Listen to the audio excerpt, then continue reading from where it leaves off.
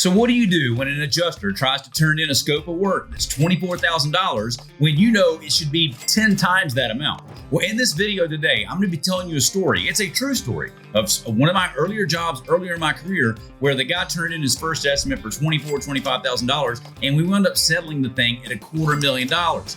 It's a true story. And here's the deal. If you're in the water damage game long enough, you're going to run into one of these Barney Fives and he has no idea what he's doing. And in this video, I'm going to share with you how do you spot the guy and then how do you handle it. Here's the deal. If you own a restoration company and you're tired of fighting with idiot adjusters, you don't want to miss this video. Let's go.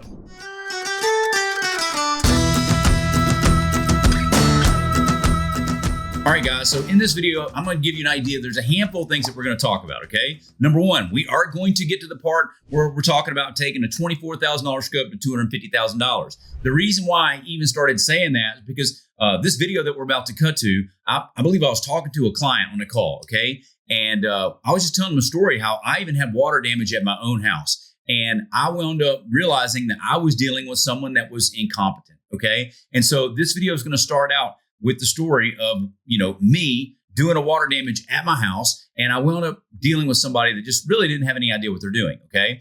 And that'll teach you how to handle that and spot them. But then number two, I kind of transition into telling the story about the scope that grew by 10x. And you don't want to miss that. And then the other thing we talk about is sometimes when you're negotiating an insurance claim, guys, you're going to wind up dealing with somebody that's they're stuck way down here. And I'm going to tell you the reason why. One of them, they're not large loss adjusters. And so number one, you've got to figure out, can they even handle your claim? Yes or no? And then you also need to figure out, are they going to be willing and able to work towards that number on your claim? And if the answer is no to that, then why are you yelling at them and why are you getting heated? That's what I used to do. And I'm going to teach you how you can get away from that. Find out, is this person actually going to work with me? Yes or no? And if they are, let's go there, baby. But if they're not, I'm not going to waste my time with them. We'll talk about that as well. And one of the other things that we will talk about in the video is about administrative discipline, okay? Sending the estimate at the right time. Listen, a lot of times you guys aren't losing money in the field, all right, or even writing the estimate, but it's when you send the estimate, when you deliver it.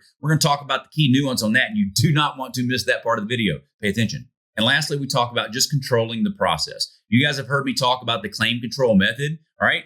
You got to claim control of the job, right? And then you have to control the claim itself, like the whole thing. And every time that we fail to get paid, it's because we did not claim control and maintain control. So we're going to talk about that as well. And before we dive in, please do me a favor. Drop a comment down below, all right? Tell me where you're tuning in from and give me a like or a subscribe. Why? Because that tells the algorithm that, hey, people are interested in this, and it's the one ask that I have of you. All that being said, let's hop in the video. Today, well, we did a water test on my house. And so the builder offered to pay for an environmental consultant, which we hired, which is good. So we hired an environmental consultant because the environmental consultant found moisture and was here to scope mold. Okay, that's fine. That's what a building and environmental guy does. The problem now is they ordered a water test and they brought out a company to water test the house. I'm just going to do this. I'm just going to share my screen and show you what we found. Tell me they brought out like ServPro or something. Oh, no. They hired a real water company. I want to show you what this real water company said. So they came out and they water tested everything. And they said it was all dry. We're good. We passed.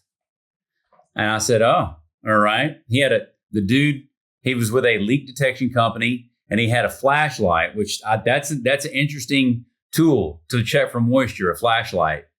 And so as the guy was getting ready to pull off, I just happened to walk in the living room, and you see those little dark spots right there on that block. I was like, man, that was like moisture. And I touched it, and it was wet. This is after they tested it, and they found it dry. This is the very first window when you walk in the house to the right. I'm just curious how you missed that. And I'll bring this in for a specific training and how this relates to restoration in just a moment. Although this does relate to restoration because this is a restoration outfit kind of putting this together. When I asked him if he could just go get his thermal camera, the technician, number one, I realized I was dealing with the Barney Fife about this moment. True or false? When you see that they miss something like this with the naked eye, we are beyond arguing with anybody and trying to ask them to check again, correct? I mean, like, It's obvious. This is like a doctor saying, I don't think you've got a broken leg and there's a femur sticking out of your leg. Okay. I don't see anything wrong. When I asked him to go get his moisture meter, not because I wanted him to check, I wanted to see. I wanted to check. As he got the moisture meter, he proceeded to say, well, I don't know what it's going to show. I was like, well, what do you mean? He goes, well, it's so hot out there, the heat from the windows probably just won't show much. I said, well, do me a favor and just turn it on. And then, of course, everybody in here knows what it looked like once you hit that moisture meter, or you hit that. All of that was blue. And so rather than argue with this fella, I just proceeded to send a text message to the building consultant and said, your water test guys are incompetent and need to be replaced. They missed this. And I want to share this with you because, like, this will be sometimes you will encounter this to where you've got an adjuster. I've had an adjuster come out, and it was a water job we did. Maybe you've heard me tell this story or not, but this was in 2014 or 2015. So this is back when $1 million was still $1 million, right? And this is probably a $3 million home back then, somewhere around 7,000 square feet, Nashville, super nice house. And they send out an inspector, and this thing, he wrote in his scope to detach and reset 12-inch poplar crown. 12-inch. Like, most humans have never seen 12-inch crown, okay? And I don't know if y'all are aware, but a lot of these 12-inch crown applications, these things, they get screwed in certain cases, like pocket screws, like cabinets. And this guy was saying detach and reset. And ultimately, I just realized that this guy wrote his scope for like $24,000 for the recon. He was not a large loss adjuster. Does that make sense? He didn't even have the authority to write it. So, well, he had the authority to write up to $25,000. So he came in at 24 grand. After we got the real guy out there, the scope grew and we came in at like $249,000. Okay. So what I just want to share with you is, like, be aware. There's no need to argue with someone that's not going to be handling this stuff later. Does that make sense? And once it becomes apparent to you that this guy doesn't know what he's doing, there's no need. I mean, maybe there's a need. Maybe there's a place to try and convince a Muslim of Jesus, but there's a time and a place for everything. And he ain't here to hear that right now. Does that make sense? That's not why he showed up there. You're not going to convert him to Christianity today. It's not why he's here. Just be aware of who you got in front of you and what do you think you can get out of it. Okay?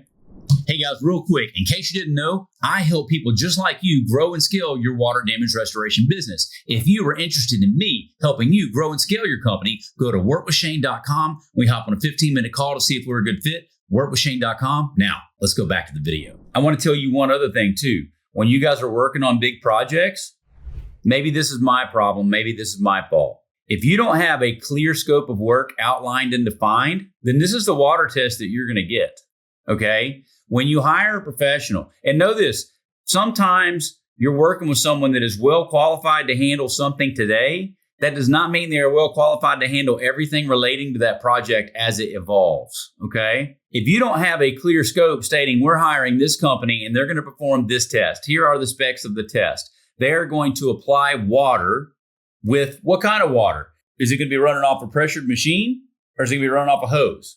How long are we going to be wetting it? What areas of the windows are we going to be wetting? For what is the duration? And what method are we going to use to come inside and check? Because you want to know how they're checking it, lest you get a guy that checks for moisture inspections with a freaking flashlight. You got to give them instructions. And if you don't, you have to watch them. Okay? Yeah, that's the reason why I like to send them an estimate like on day one. Just go ahead and get that ball rolling. You know what I'm saying? If you can, like, it just goes back to templatizing. You have to pace what you're there to do. Like, what is the challenge in front of you? Getting jobs or getting paid, right? But inevitably, as you guys get more jobs, getting paid will become a bigger issue. When you get busier in the field, the administrative part is what winds up lacking. And believe it or not, if you don't turn in an invoice, they won't pay you. So just so you'll know, that's why I went to templates and I just put everything that could be on a job. And that way, It would never be a case. Well, it would rarely be so that it wouldn't be that I forgot to put it on there. It'd probably be that I forgot to take it off. When you send that initial email out with your scope of work on day one, you just let them know, hey, this is an estimate. It's technically not day one, by the way. It's usually day 2 or 3. It's like whenever we're doing demo, depending on when we start. Does that make sense? Okay. But I wouldn't turn it in until I've started demolition. And just so you guys know, the reason why you don't send your estimate prior to demolition is this. If you send them an estimate for $12,000 to take out that shower and you haven't taken out that shower and they see that $12,000, they might tell you to come get your stuff. I go ahead and make sure that demolition is underway and begun, and then we deliver the estimate at that time. Guys, if you didn't already know, the 2 biggest problems you're going to have in owning a restoration company are this. Number 1, getting consistent water damage jobs coming in the door. Number 2, getting paid what you're worth for those water damage jobs. For that reason, I'm addressing both those problems with these videos to my left or right. On one side, it's about getting jobs. On the other side, it's about getting paid. Go over there, click the link. I'll see you in the next video.